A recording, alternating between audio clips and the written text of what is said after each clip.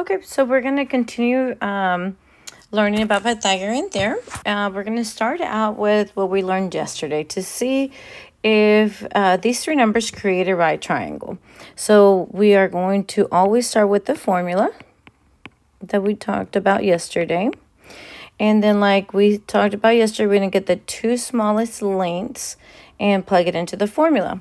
So for A, I'm going to put 4, and don't forget to square it, plus your B, which is 6 squared. And then I'm going to check if it matches the other side. So what we learned yesterday, we did 4 times 4, which is 16, plus 6 times 6, which is 36. 10 times 10 is 100. And we want to check is to see if they're equal to each other. So when I combine these two numbers, I got 52. And is 52 equal to 100? No, that means that this does not create a right triangle. And I'm just going to draw the little triangle. Okay, now what we're learning today is how to find the hypothenuse.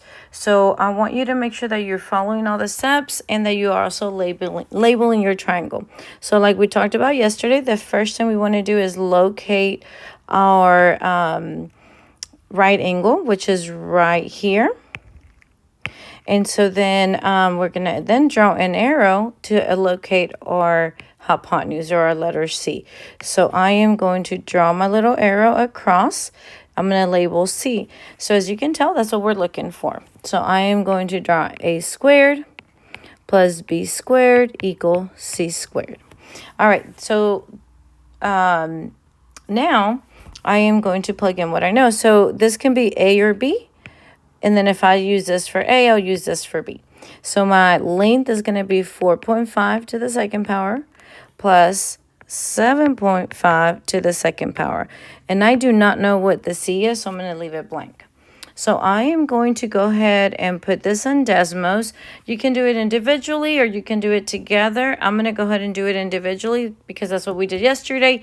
And then in the next question, I'll show you how you can do it together in Desmos. So when we do this individually, 4.5 squared is going to give you 20.25 plus 7.5 times 7.5 is going to give you 56.25. Okay, and then again, I don't know what this squared is. Okay, so then notice that when I did this, I did not put the square in this little corner anymore. I didn't do it. It went away because I saw for it, right? So now all I got to do is add these two numbers together. And then when I add them, I got 76.5 or 5/10. That equals C squared. Now, that does not represent my length. Does not represent the C, does not represent my hypothenuse. It represents the area of that side. So it's kind of like if there was and I'm kind of going to pretend I'm drawing a square like we talked about the rooms, it would be the area of that. And that's not what they're asking. They're asking for just the length, just for C. So you're going to have to do the opposite of what's happening. So basically it's going to be a number times a number that gives you the 7.5. Well, that's not a perfect square. So what you could do is which is the opposite of a square, is to find the square root. So I'm going to go ahead and take that off.